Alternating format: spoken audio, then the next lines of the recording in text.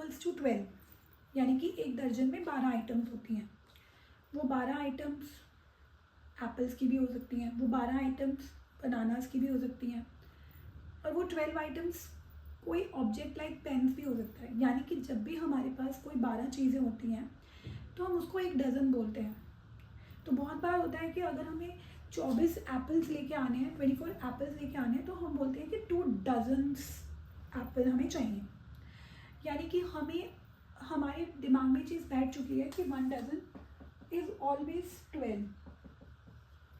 Just like that, जब हम किसी पेयर की बात करते हैं तो हमें ये बात ऑलरेडी पता है कि 1 पेयर इक्वल्स टू 2।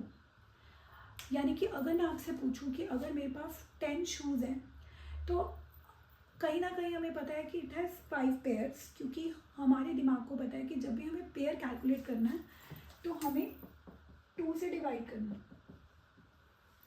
तो दैट मीन्स ये हमारी परंपरा है कि हम बड़े नंबर्स को क्लब करके कोई नाम दे देते हैं। जैसे कि हमने 12 आइटम्स को डजन का नाम दिया है, 2 आइटम्स को एक पेयर का नाम दिया। केमिस्ट्री में जब भी हमें छोटे से छोटे सैंपल में बहुत सारे नंबर ऑफ एटम्स मिलते हैं तो कहीं ना कहीं मुश्किल हो जाता है कि इतने सारे एटम्स को कैसे रिप्रेजेंट किया जाए, क्योंकि अगर हम उन एटम्स को देखेंगे तो दे आर लाइक 12 इंटू 10 की power 23, sometimes they are 24 into 10 की पावर 24।